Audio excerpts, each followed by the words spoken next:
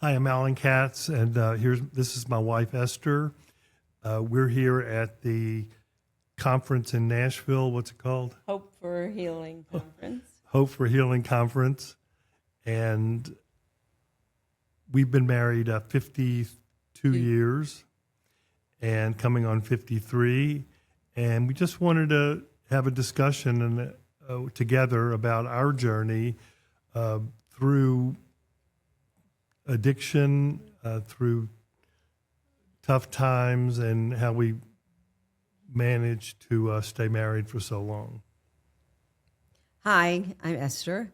And I think that really what we want to get across is that no matter the situation, there's always hope.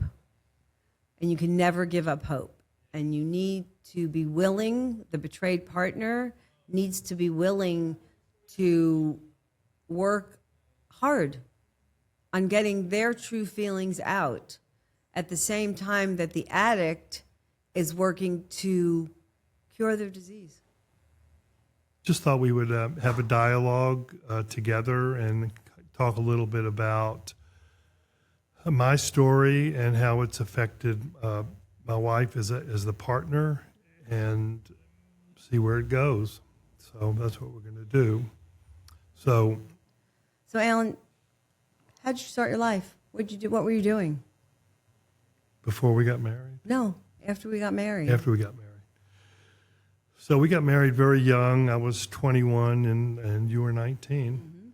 Mm-hmm. And after about 3 or 4 years, we had 3 children. And I worked for my father for a while. He was a CPA. And then my cousin and I had this great idea to open up a restaurant in Memphis. So we opened up the restaurant, and I like food. I figured if I like food, I could be a successful entrepreneur and restaurateur. The problem was I didn't have any experience running restaurants. So about 2.5 years later, we went bankrupt. We had 3 children, a new house, and no money. And Yes, that was a very exciting part of our life. yeah. But the restaurant business was 16 hours a day, and I wasn't home a lot, and it was very difficult dealing with a lot of those things. And I wasn't a very assertive manager. I just had no tolerance for conflict, and so I was just kind of a people pleaser and let the employees do whatever they wanted to do, and it didn't work out too well. What did you do after that? So after that, I worked for the Yellow Pages for 9 months, and they went out of business. It was a regional Yellow Pages, not the Yellow Pages, but the regional For all Yellow you people Pages. that don't know, there used to be a book that you could look up things instead of going to Google. Right. There was an actual book, and it was Book. called The Yellow Pages. And there was a yellow cover, and it had yellow pages inside. And, right, that was the Google of the olden days. So we sold that, and after about 9 months, they closed down, so I had to figure out what I was going to do for a living. And I always had this interest in marketing, and so I finally figured out that I was going to go into business for myself, and I decided to open up a direct mail advertising business. And at that time, most small companies didn't have computers, and we had an old computer, old Radio Shack computer, and in those days they were like $4,000 or $5,000. And so what we did was we told small companies how to build loyalty with their customers, and we designed and developed mailing lists. And then we started doing mailings, and so we needed a printer to print the material to mail out. And that got a little cumbersome after a while because we spent all day like moving back and forth and typesetting and back to the printer, et cetera. And finally, I decided that we needed to buy a printing shop, which we did. And Let me tell you a little bit about that. I was actually in the medical field And Alan had been buying businesses. He would come Sunday mornings, he'd look in the paper and see what businesses were for sale. And he definitely was an entrepreneur. And at that point, when he decided that it was time to buy a printing company, I just decided it was time for me to leave the medical field. It was changing a lot, and I was willing to do something different. So we were fortunate enough to be able to buy a printing company, a small printing company, from a man who was amazing and taught me a tremendous amount. And thank God we were able to do that. And then we were approached by our biggest competitor wanting to buy us. And I didn't know at that point that Alan was really having a lot of conflicts in his life. And I didn't know that it would have been, that was really the reason he wanted to sell. But, you know, it was really God's hand, because right after that was 9/11. We sold. I was part of the contract. I went, worked for the business. And 9/11 happened right after that. And we would That have, was in 2000. right, and that was in 2000. We would have lost everything again. So I worked for that company, and in the meantime, Alan was really trying to find himself. And I think at that point is when his addiction really flared up. Am I correct, or was it before that? No, that's right. So I tried to find myself, and I kept trying different companies, and I got involved in a lot of these how to get rich quick and things like that, going to conventions and buying cassettes on, you know, how to make $1 million, and going to conventions where they would tell you, you know, you can buy our $35 product to learn a little bit about what it's like to become wealthy. But, you know, if you come to the convention for $2,000, then we're going to teach you the real secret. And then at the convention, you got to buy this $500 cassette series, which they sell you. And I just remember even now how when the guy stopped speaking, the doors opened and hundreds of people were just flooding over there to buy these cassettes. And then they would tell you that if you spend $10,000 and go talk to the guru, then you'll really know. So I got kind of mixed up in all of that, of constantly. And I remember Esther put me on a self-help book diet. I kept buying every self-help book published between 1970 to 2000. And she, you know, and I'd go to her and say, "You see, this is what's wrong with me." And then a few weeks later, "This is what's wrong with me," over and over again. But and, never really admitting what was really wrong. right, what was really wrong. What And was really what wrong. was really wrong was that I had very low self-esteem. I felt like I wasn't good enough. That I didn't have the ability to really sell myself. In other words, as a marketing consultant, for example, some people will go in and for $10,000 or $15,000, they'll tell you one little marketing thing that can make you a lot of money, and I just couldn't sell myself on that because I had such low self-esteem. So when do you think that started? Well, it started from when I was a teenager. So do you think that the restaurant business, the part of the restaurant business, was not because you weren't good, but because you went into it with a low self-esteem and really couldn't handle having to manage the people that... So that's really where I think, my personal opinion, I think that that's where maybe the seed for the addiction may have started.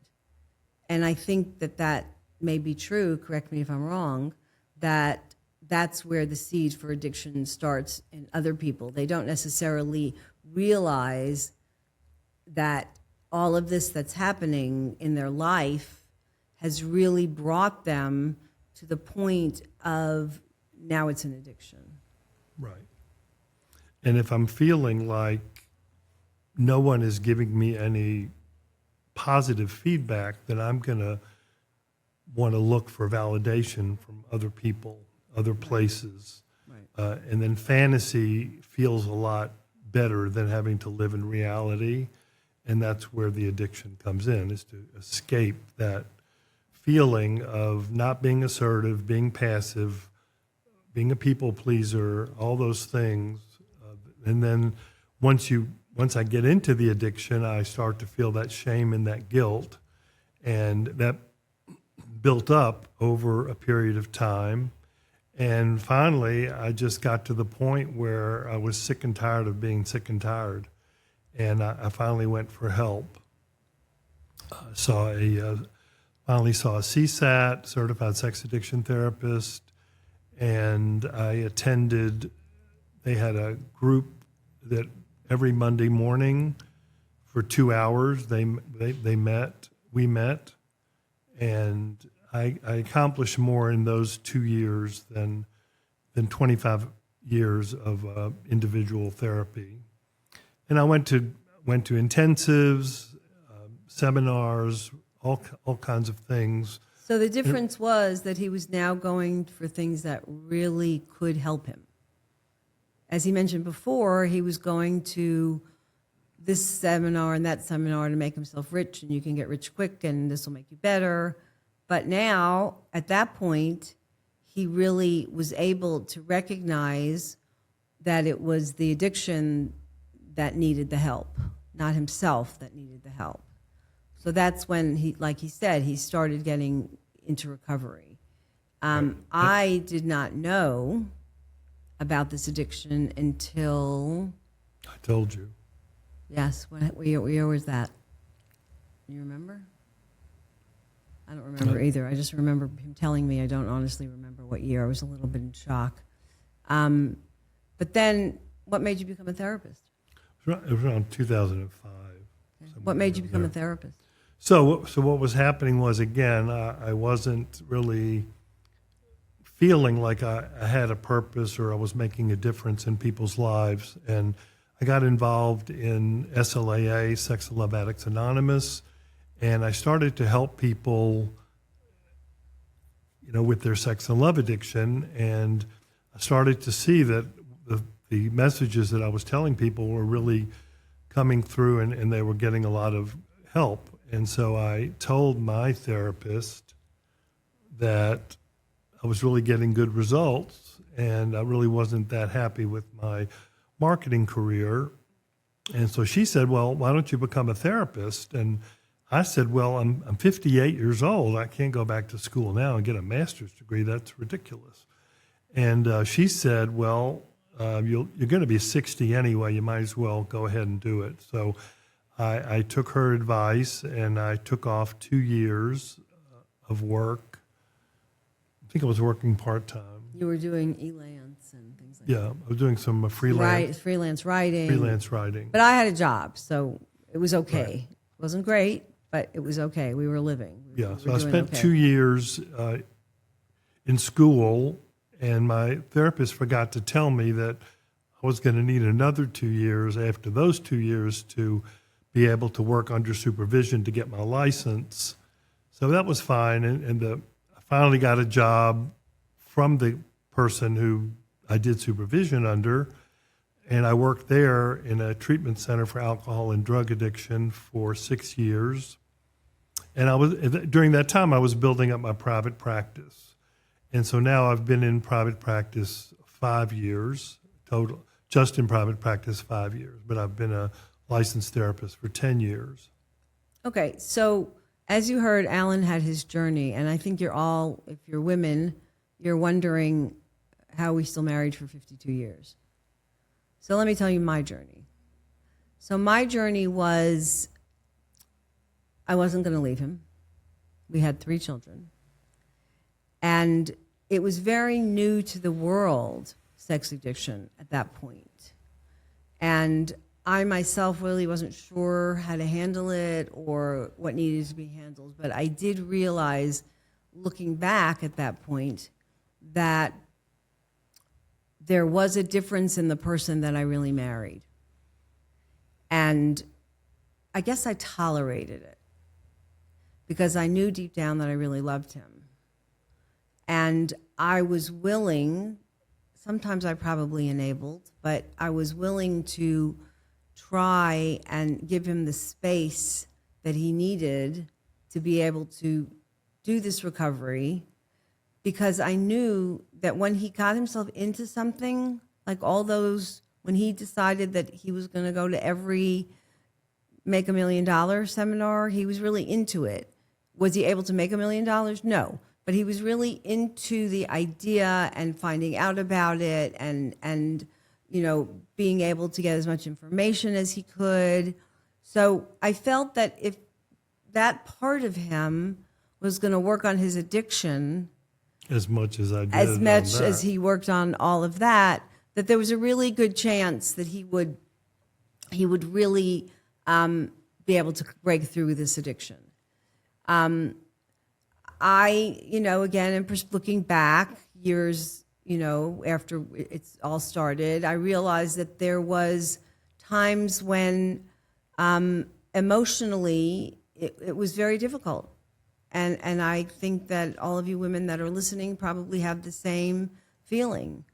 I never believed it was my fault. Thank God. I never believed it was my fault.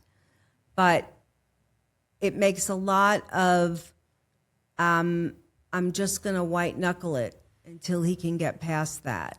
Because, sex addiction, someone who has sex addiction doesn't necessarily have sex because it's an intimate relationship with the wife. Sometimes it's just because they need to have sex. And that was very, very hard for me.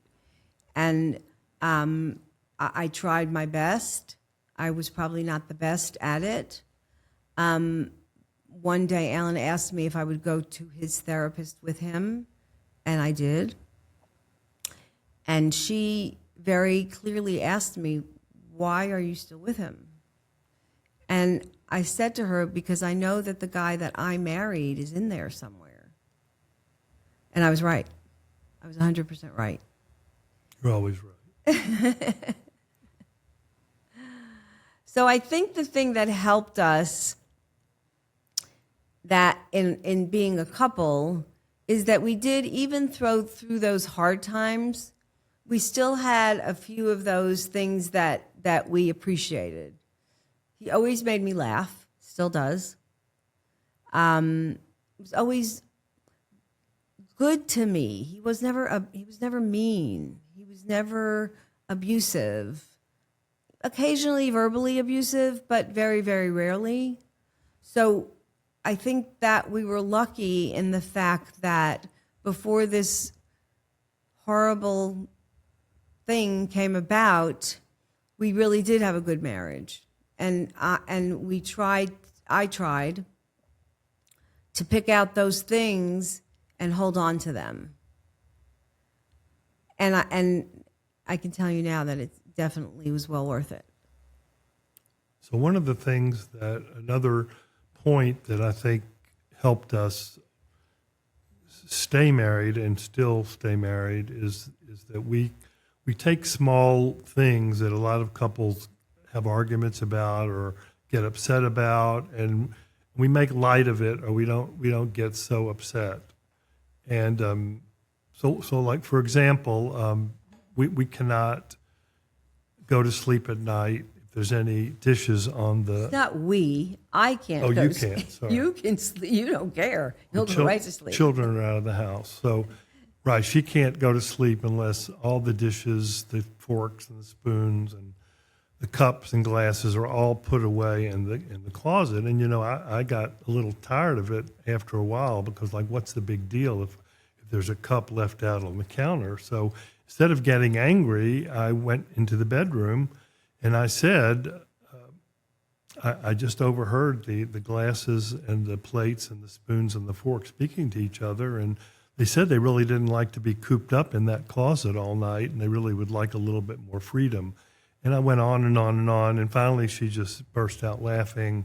But I think she got the point that maybe it's not that big a deal to have a cup out on the counter, and so now we're allowed to have like maybe 1 cup out on the counter. I try very No, hard. she does. She's much better I about try it. not to- Sometimes even we might have a dish in the sink or something that, whatever.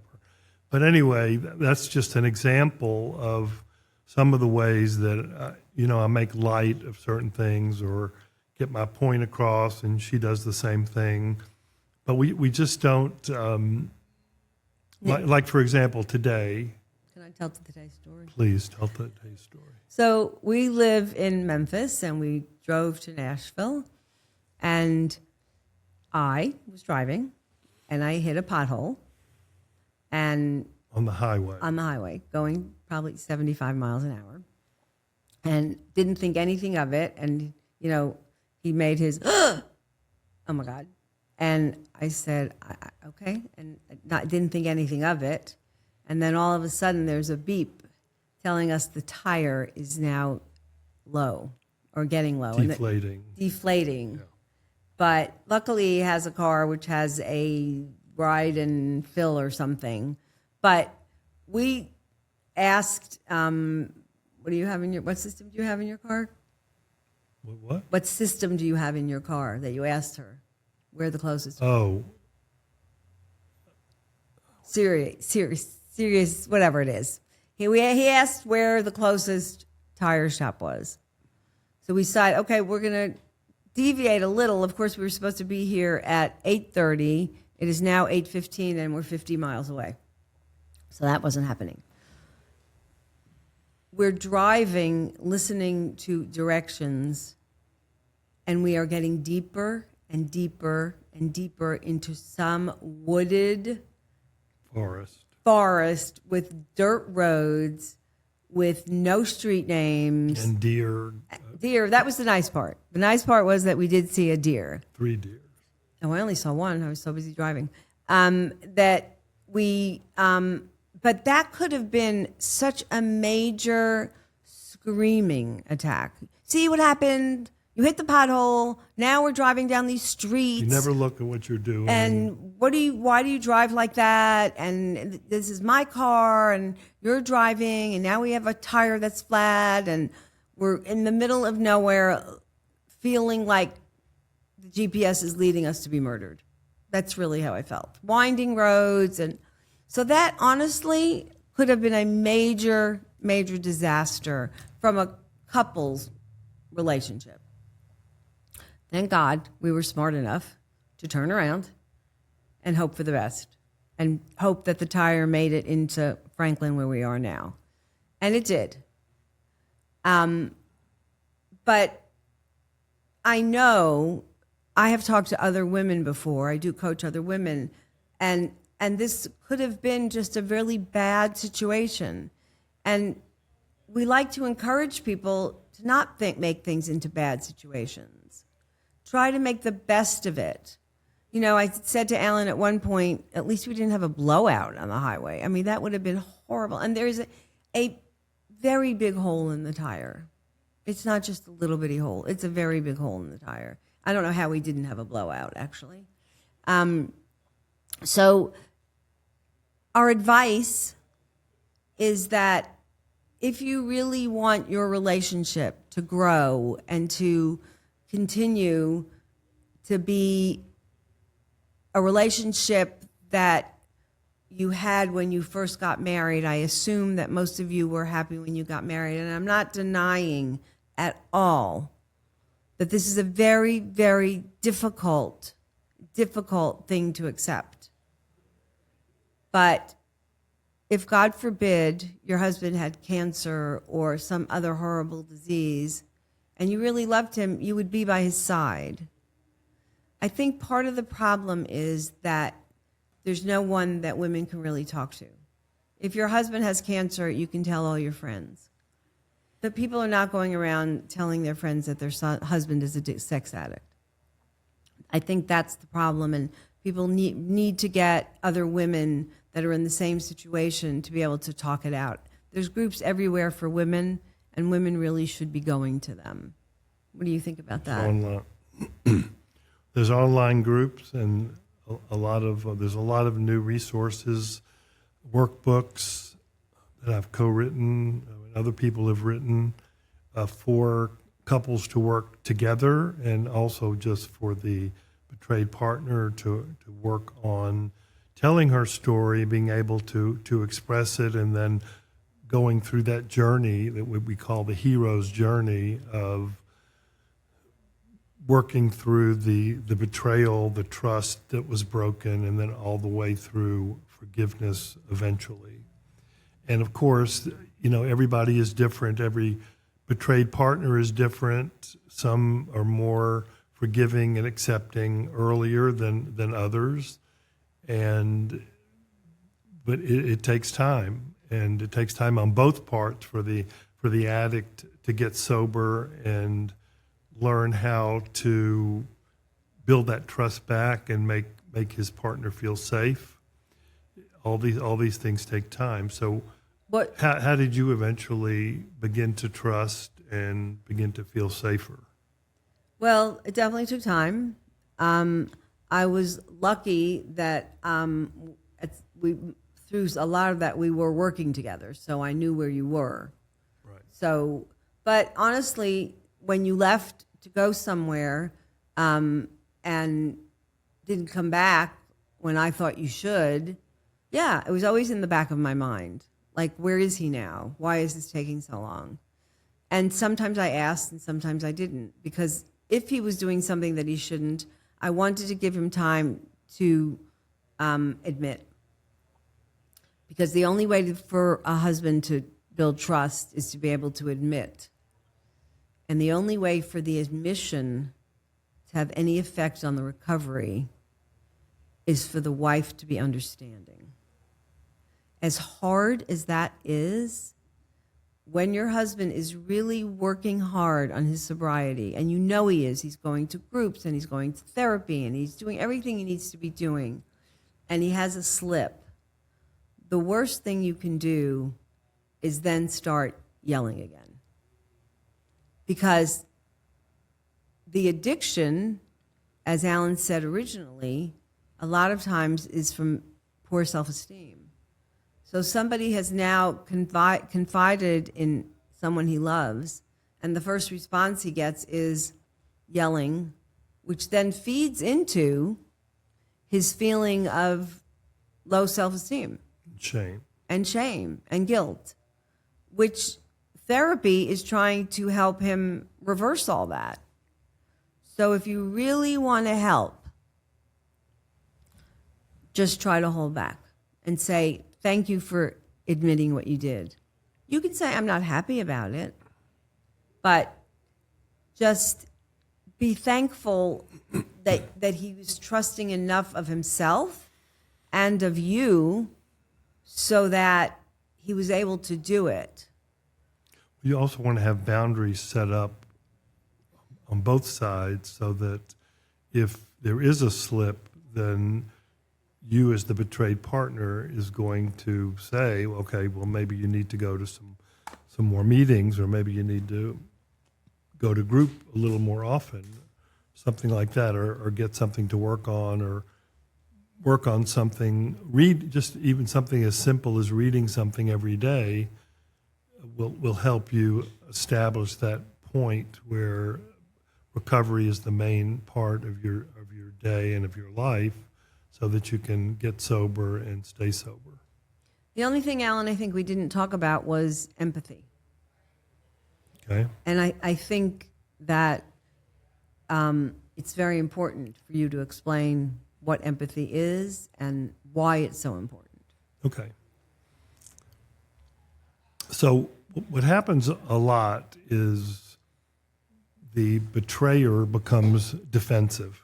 We all want to be defensive. We all want to defend ourselves, what we're doing, but that doesn't work when there's betrayal like this. And so I teach my clients to become empathic, and empathy means that I'm putting myself in your shoes. The addict is putting himself in the betrayed partner's shoes.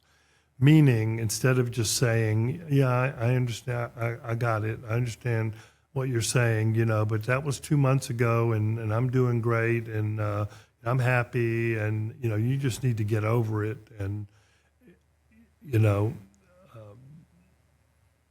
I know it hurt, but it wasn't, I wasn't doing it to hurt you. Those are all very defensive type of answers, and that does not get you anywhere. It does not build trust. It does not make her feel safe. The way to make her feel safe and to build trust is to what we call the AVR formula, which is in my book that I wrote with Carol Sheets called Help Her Heal. Okay, so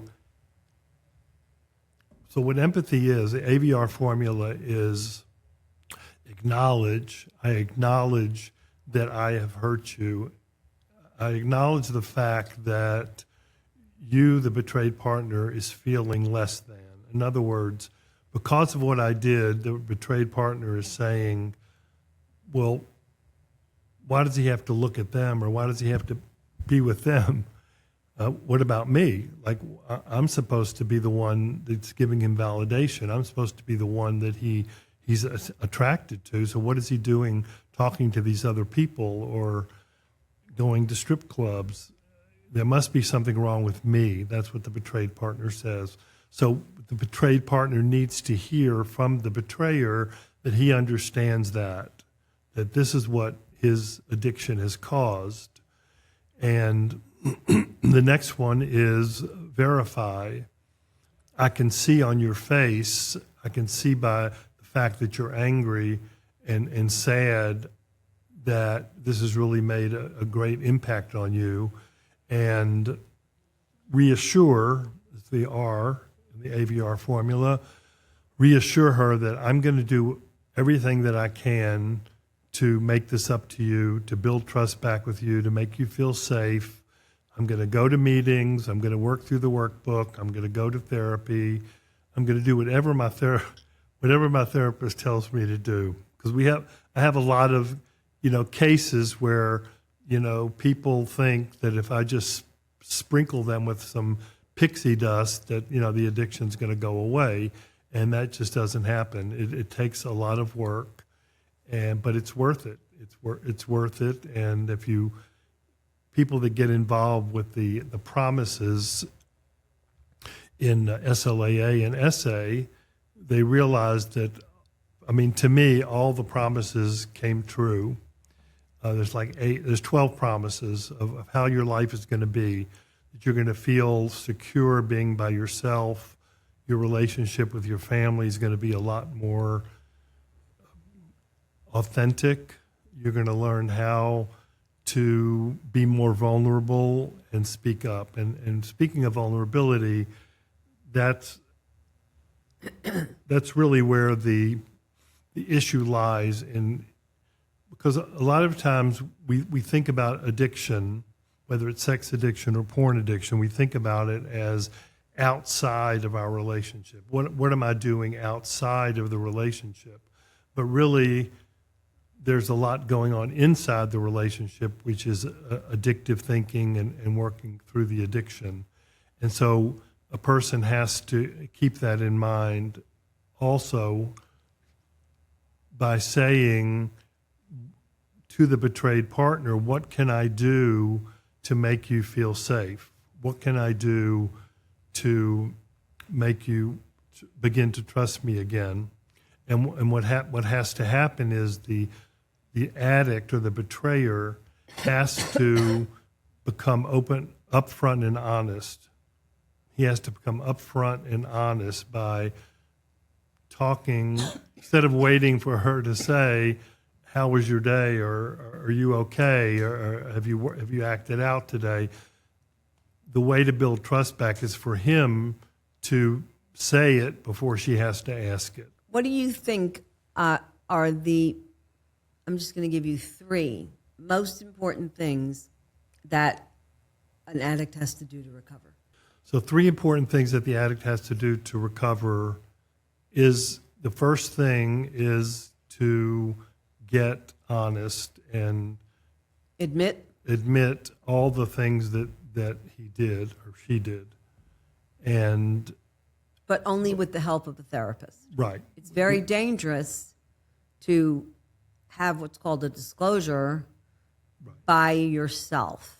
Right, you don't want to be disclosing all this information in private with your spouse. In a formal disclosure process, we have a therapist for both the people involved, and we prompt as therapists, we prompt each person in what to expect, not to go into too much detail, but to explain what happened, where, with who, et cetera. And once that happens, the betrayed partner works on what we call an impact letter. This is how your addiction has impacted me in personally, emotionally, sexually, family-wise, et cetera. It's not just, like you just hurt me. And then the betrayer writes a restitution letter, which is a letter of empathy, which says, now that I know what I've done, how I've hurt you, this is what I need to say to you. And I've noticed a lot that when a client sees how much he's hurt his partner, that gets him to stop quicker, because really in addiction, we're not thinking about hurting anybody. We're not thinking about how it's we're not thinking about the consequences of our actions. We just want instant gratification, and we want it right now, and we're not thinking about anything else. And that's what's so hurtful and harmful to the relationship. So the main thing is to be upfront and honest at first, disclosure with the therapist, and then working through the process of learning how to deal with triggers, with urges, things like that, how to deal with other people, how to stop objectifying and sexualizing women, all of those things. And then once you can get yourself in a good place, then you can work on your relationship. Now, some therapists recently are going to a process of seeing the couple right away in couples therapy, where they work through a certain process of helping them heal.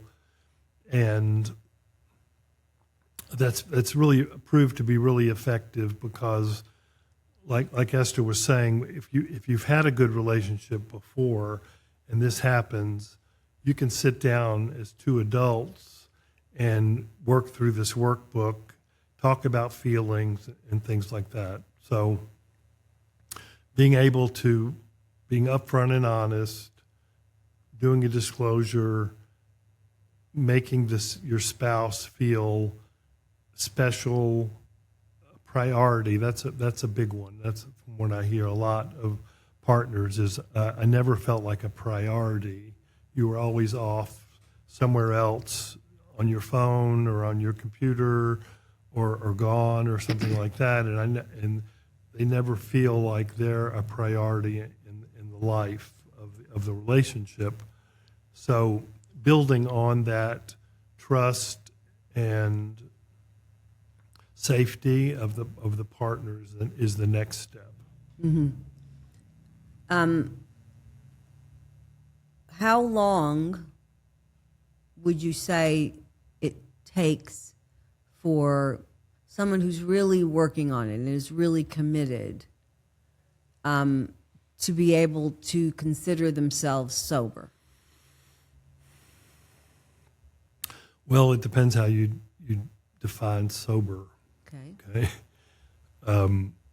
The average for a woman, for a betrayed partner to begin to trust again is about 1.5 years. But for the man, I shouldn't say the man or woman, but either for the betrayer, the addict, for the addict, it takes about 3 to 5 years of hard work to get from that point of addiction, because just being sober, just stopping what you're doing, stopping to look at porn, stopping masturbation, stopping going outside of your relationship, stopping that is just the beginning point. And you have to work on what we call emotional sobriety. And emotional sobriety is the idea that I'm living in the present moment. I'm not reliving my past because I've had a lot of trauma in the past. If I keep reliving that, I'm not going to be in a place emotionally to be able to stay sober. And if I'm always worrying about the future, well, what's going to happen? What if this happens? Or what if that happens? And it's going to be a catastrophe. If I'm living in that type of mindset, it's going to be very hard also to stay sober. So being able to focus on what do I have to do today? Today I'm going to do the right thing and stay sober, and I'll worry about tomorrow. And so that's a lot of what we do in therapy is we go back and work on some of those family inner child dynamics. We work on the trauma that was caused by some of that. And that's the back end work that the counselor works on. And then in the meantime, the addict is learning how to stay sober, how to build his relationship back, how to build trust and safety. And and a lot of it goes back to being vulnerable. And for a lot of men, we're taught that our wives really don't care what we do for a living. They don't need to know the day-to-day stuff that we're doing, but really they do want to know. You don't have to go into a lot of detail or specifics, but they want to know what's going on in their husband or wife's head, whatever it is. So I think, though, that I just want to say something about that journey, because that sounds very frightening, 5 years. But it's not, if you're working together and it's a priority for both of you, it's really okay. It's not 5 years of betrayal and misery and, oh my God, this is happening all over again.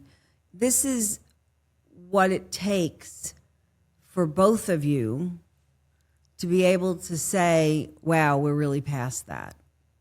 But if you invest 5 years out of 52 years, it's nothing.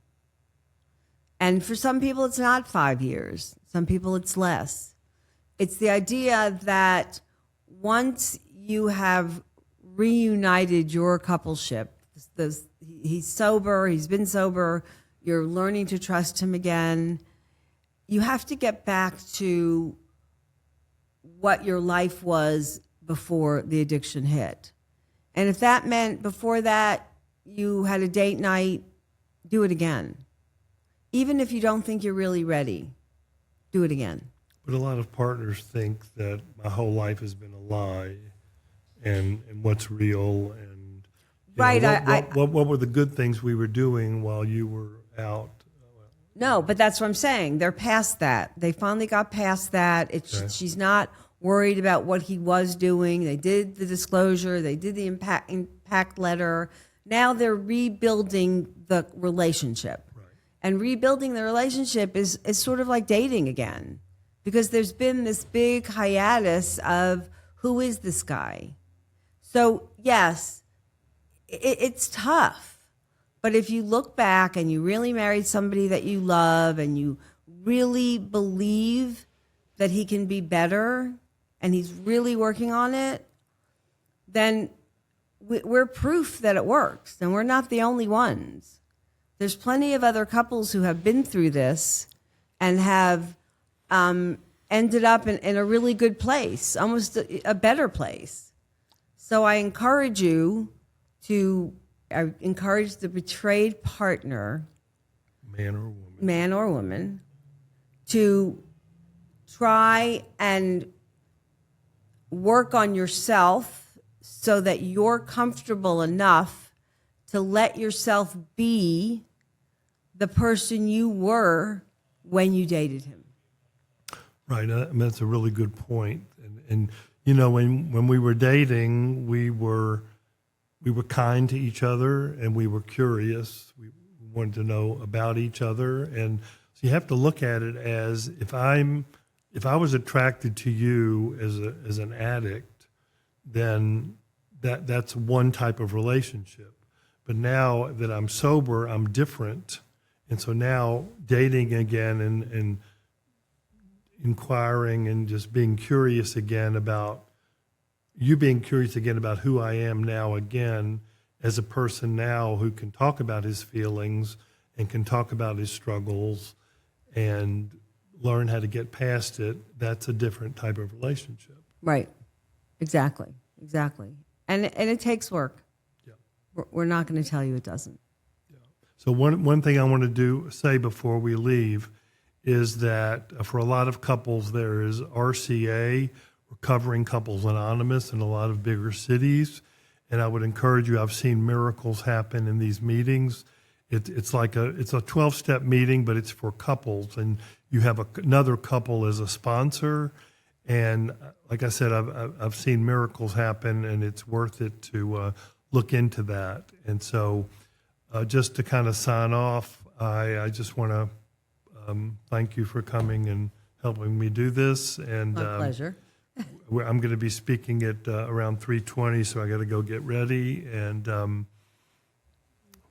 any you. final words? No, I just have to encourage everybody to remember that the journey is worth the results.